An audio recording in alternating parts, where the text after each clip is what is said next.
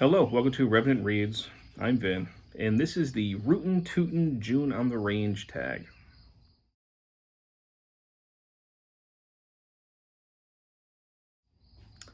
So this tag was created by Steve Donahue, and it is in honor of the BookTube event coming in its second year, which is June on the Range, a celebration of Western literature created by Michael K. Vaughan.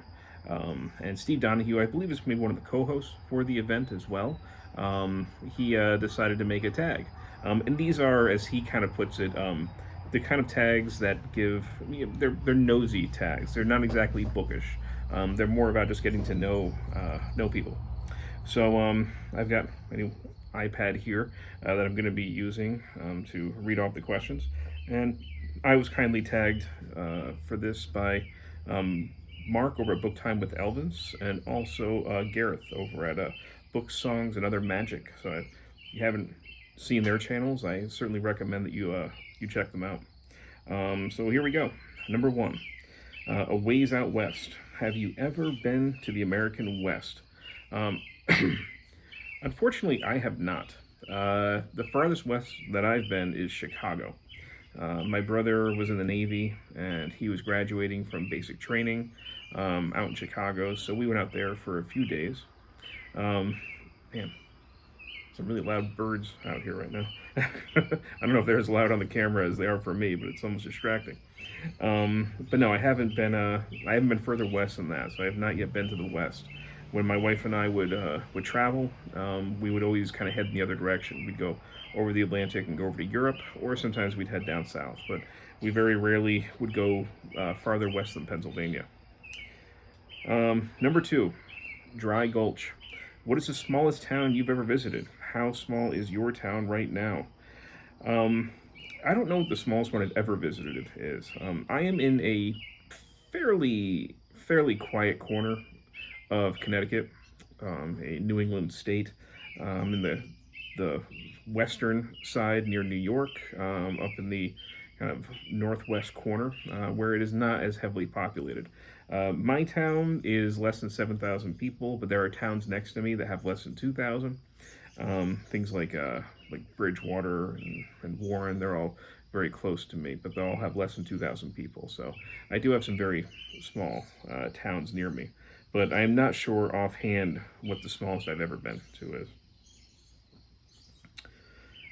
Number three, Where the Buffalo Roam. Have you ever seen an American bison in person? I have, not in the wild. I haven't been to a state park where they roam, but I have seen them in zoos, but more like game farms. We have a game farm near us where people can go and drive through it, and you see various animals. They're all herbivores, but there are some American bison, and they are impressive animals.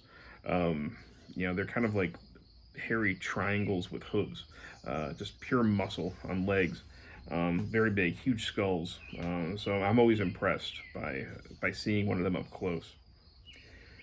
And he has some alternative questions that I guess you can also add on to it if you like, so I'll do that. He says, or what's the largest hoofed animal you've ever seen? I think an animal's technically hoofed, isn't it? I think technically that. So I've seen elephants up close. Again, not in the wild, but I've done elephant rides as a kid, so I have seen elephants. The largest animal in the wild that has hooves that I've seen is, I guess, we have a lot of deer around here, but I've seen moose as well. So that's my answer for that one. And or do you have evidence that you live near coyotes? Yeah, absolutely. You can see behind me. I do have woods behind me. We have an acre of woods that we own straight back, and off to my left is some more woods, and then on the other side of that is fields. And there's a small cow farm up on the top of the hill. So there's a couple cars going by right now, but otherwise it's fairly quiet around here. But when the sun goes down, the coyotes get loud. They yelping and barking. They're pretty much right in the field, right on the other side of the trees that are right on the edge of our property. And just yesterday, I was actually out in the woods, and I was creating a trail for my kids to go through, and I was successful. But I found a pile of feces that was pretty much dog-sized. So I'm guessing that the coyotes are also using our woods there to relieve themselves. But yeah, I've definitely even been woken up by them at night sometimes, especially if we have our window open. You'll hear them yelping and howling. I'm pretty sure they've gotten some skunks around us before too and attacked them. So we do have a small dog and a cat. So whenever I have to take the dog out at night, I pretty much have to stand guard right next to her. Don't let her wander anywhere near the woods. But yeah, we definitely have coyotes. Absolutely. Number 4, Old Doc Frye. What's your history with westerns, novels, TV, movies? TV, I grew up watching a lot of Little House on the Prairie, actually, when I was really young. They had those reruns on all the time in the early 80s.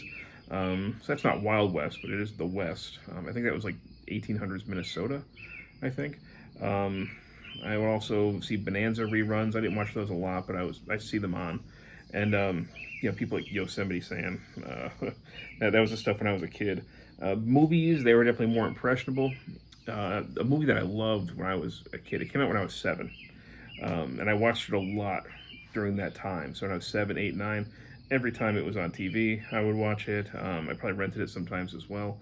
But that was Young Guns with Emilio Estevez and Charlie Sheen, the two brothers, Kiefer Sutherland. You had a cast of it was like handsome Brat Pack members all playing in this Western film that was loosely based on Billy the Kid and the Lincoln County Wars. Some of the stuff they do get more historically accurate than you might expect. There are other things that are, of course, very 80s Hollywood. The soundtrack itself is just kind of electric guitar that doesn't really fit with the rest of the movie. And I'm not saying it's a great movie, but I still have fun with it. Another movie that, growing up that I watched a lot was Back to the Future Part 3, which, of course, when Doc and Marty go back into the 1800s California. And I was watching the Back to the Future trilogy with my son, and we got to Part 3, and he kept asking me questions about the West. So after we're done with that, I thought, I hadn't seen Young Guns in probably like, almost 30 years. So I asked him, you want to watch a Western? So we put that on, and he actually really liked it. He enjoyed it too. I still think if you're not expecting too much, I do think it's still an enjoyable film. And I always like the part where Billy the Kid basically turns his back on Pat Garrett and he asks, "Are you my friend?" I like that little moment, especially knowing what Pat Garrett ends up doing to Billy the Kid later on in life. There was also other movies I grew up with, seeing Three Amigos. That's kind of a Western, not a serious one. I also did see a lot of Clint Eastwood films, those spaghetti westerns growing up. Didn't watch them too closely, but they were always on, and I was aware of them. And then as I got older, in the 90s, I was watching a lot of westerns, like Tombstone. Love Tombstone, especially Doc Holliday, played by Val Kilmer. That's a serious highlight. Another film that is more historically accurate than you might expect it. There are things that happen in that film that you think, oh, that's total Hollywood, but then you actually find out that it's based on real stuff that actually happened. So I did enjoy that one. From what I understand, the production was a mess, but I still think it came out all right. I used to love watching Dances with Wolves as well. That's one that I still want to show my son. And one other one that is still sort of the West is Far and Away with Tom Cruise and Nicole Kidman, where they play Irish immigrants in the 1800s. And the third act of the movie is basically them heading out west to get land. So those are ones that I would watch a lot growing up back in the 90s when I was middle school and even as a teenager. Novels, I haven't read a lot of Westerns. Years ago, I had read True Grit. That was when the movie came out. I was very taken with the dialogue and the sound of the basically the word choice and I really love the dialogue inside that film. So that made me pick up the novel because that was really the kind of dialogue that was in the novel, and I really liked that a lot. And then last year for June on the Range, I read a Louis L'Amour novel, and I also read Dragon Teeth by Michael Crichton, one of his unpublished novels that was published posthumously. But I actually really enjoyed that. I thought that was fun. But that's the only experience that I've had with novels. But when it came to my, it's not exactly part of the question, but I think what Steve is asking is, what was our relationship with the genre as we grew up? And I think one of the things that made the biggest impression on me was actually traveling when I was a kid. Because we had some tourist attractions that were not exactly local, but were, within a reasonable driving distance. There were a lot of attractions that popped up in the 1950s, and that when the Western was at the height of its popularity. And growing up as a small kid in the 80s, those attractions were they were waning. They were in their twilight years. But before they went away, I went and had fun with them as a kid, and they definitely made a big impression on me. One of them was the Carson City and Indian Village in Catskill, New York, up in the Catskills. A place that used to be a major destination for travel, and now it's ghost towns basically. But that was around, did a little bit of research, from 1958 to 1997. And like half of the park was Wild West, and the other half was like an Indian village, where they would have people dancing and singing. But I remember they actually had a working train, and they would you would get on there and they'd do a train robbery, and that made a big impression on me. And also in New York, but a different location, up in Lake George. Today it's Six Flags Great Escape. Back when I was a kid, it was Storytown, USA. And that opened up in the 1950s as kind of like a Mother Goose themed amusement park, but then it added things on. So in 1957, it added on what they called Ghost Town. And it was a Western area. So you had these kind of dusty streets, and there ended up being a wooden roller coaster over there. But as a kid, I remember you go into the saloon, and there would be like can dancers, basically saloon dancers, going, and the music. You'd have the guy on the piano, and you go out in the streets, and there'd be a gunfight with the sheriff and robbers, and I used to just love that stuff. We returned when I was in my 20s. Me and a bunch of friends, we all got a cabin up in Lake George, and we had a great time. And we went to Great Escape, and we went to Ghost Town, that area, and it was, at that point, it was a ghost town. There was nothing there. Everything was empty except for the roller coaster going. We are actually planning on going back to Lake George this summer, taking my kids up there for the first time, and I'm hoping that they have done something with that section again of the amusement park and brought it back to life, because I'd love to have my kids experience something like what I experienced when I was a kid. But that made a really big impression on me when I was young. Moving on, number 5, Diamond Lil at the Rialto Saloon. What's your relationship with alcohol? Ever had a friendship with a bartender? I've never had a friendship with a bartender while they were a bartender. I have friends right now who used to be bartenders, but I've never been somebody who was much for bars. It's generally too expensive. Way cheaper just to buy the alcohol and drink at home with friends. And also to have to drive afterwards for home from the bar. I don't like drinking and driving, I think for obvious reasons. But growing up, alcohol, it didn't hold a lot of mystery for me. My father was a binge drinker. And when he would get drunk, he would get really drunk. So he would never just have a beer, and that was it. It was like, he would basically be passed out, and I think it was part of his party lifestyle when he was a teenager. He was a teenager back in the 70s, and he and his friends would drink a lot, hard partying. Other controlled substances certainly also played a part, and they kind of continued that partying lifestyle all the way through when I was a child, up even into my early adulthood. They were still doing this kind of thing, but it was like, his friends would come over our house, or else they'd go over there, and they'd have these big backyard bashes, and he'd have friends that would just drink to excess. and he would do that as well. So in the morning, we would see the effects, especially with the hangover, and we'd hear it. we'd see all the effects. Now he wasn't a mean drunk. He was one of those kind of like jolly, happy drunks. But he's as he got older, he calmed down more and more, and he drank less and less. And now he just kind of has a beer here and there. But he and his friends, it was all about the when you guys got together and you had the party, you drank. So I grew up seeing the effects of alcohol, but I saw both sides. I would see the terrible hangover the next day and think I'd never want to do that. But I'd also see that he and his friends would just have a good time. So growing up, alcohol was never a mystery for me, but it also wasn't attractive to me. So I was never really tempted by it. Growing up, I had easy access to it in the house if I really wanted it, but I didn't. Yeah, my father wasn't drinking like anything good. It was all like cheap stuff. It was Budweiser and everything. But I never went through that stage that so many people go through in life where as a teenager you kind of experiment with alcohol and you drink to excess, get blackout drunk on cheap beer or wine coolers, whatever people are drinking. So I never did that, but I do drink alcohol. But I got into it kind of from another end. I got into drinking through craft beer. I found that I liked craft beer.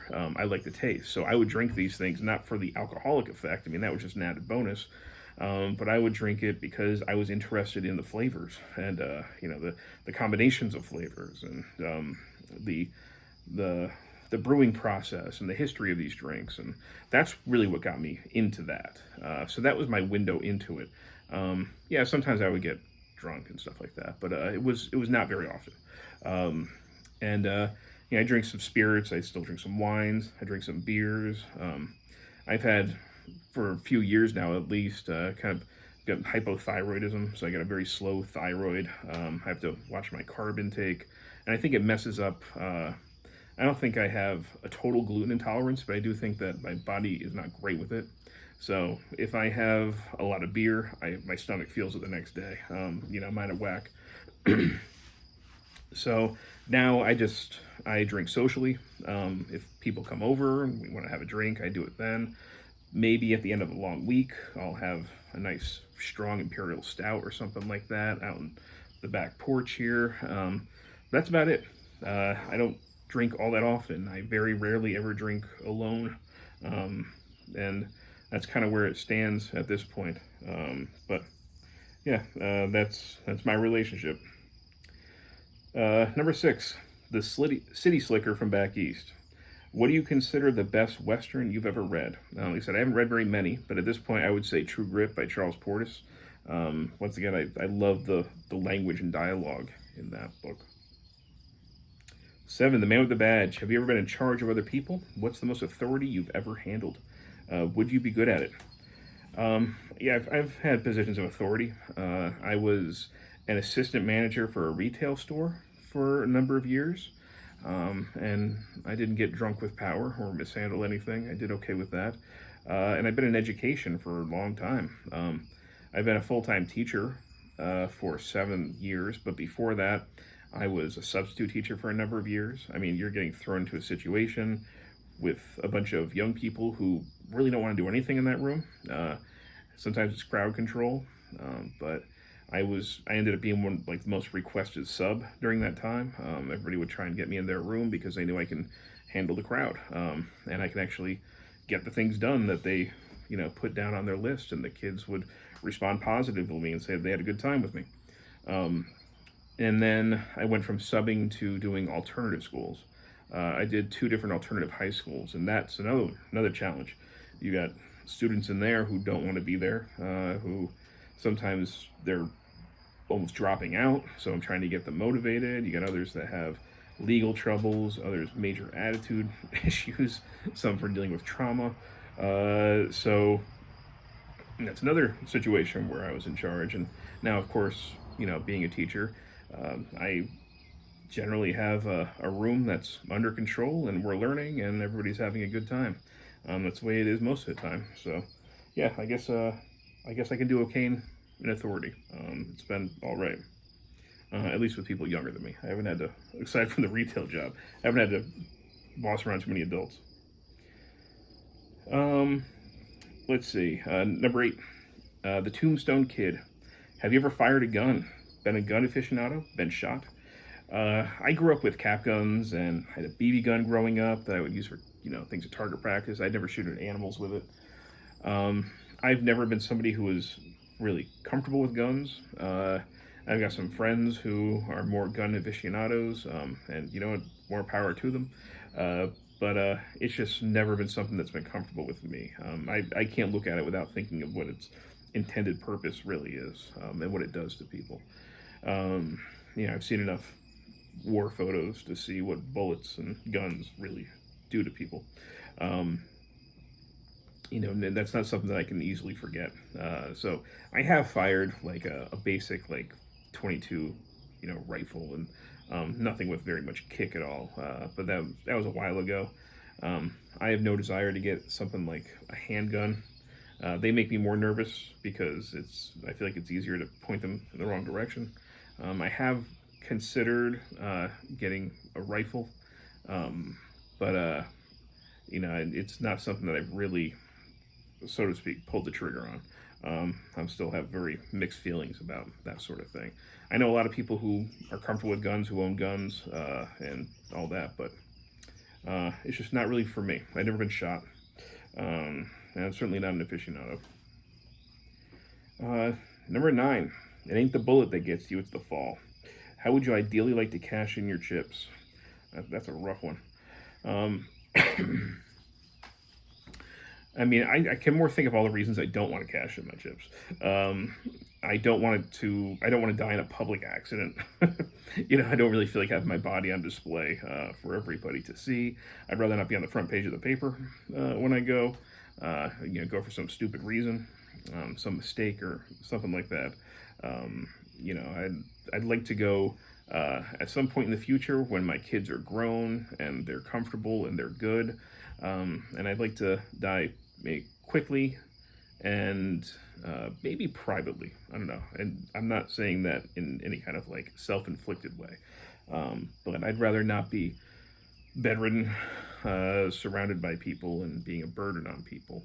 I don't want to have people sit there watching me fade away and have them, have those be their last memories of me. So, sudden and maybe in a private way, I think that would be ideal for me, but of course not for some time. I'd like to stick around for a while. Number 10, tag some owl hoots. So this has been making its rounds. Trying to think of some of the people that I can maybe tag that have not been tagged. I can imagine a lot of people that have probably been tagged by this already. I will tag one of my fellow co-hosts for both Book Trek 2023, where we are looking at Star Trek fiction this summer, and also Historathon, where we're looking at nonfiction history, two booktube events that I created. So that'll be Fred by Read by Fred. If he hasn't done this, I'll tag him in this. And I'll tag one of my other co-hosts for Book Trek 2023, Brandy over at the Booklectic.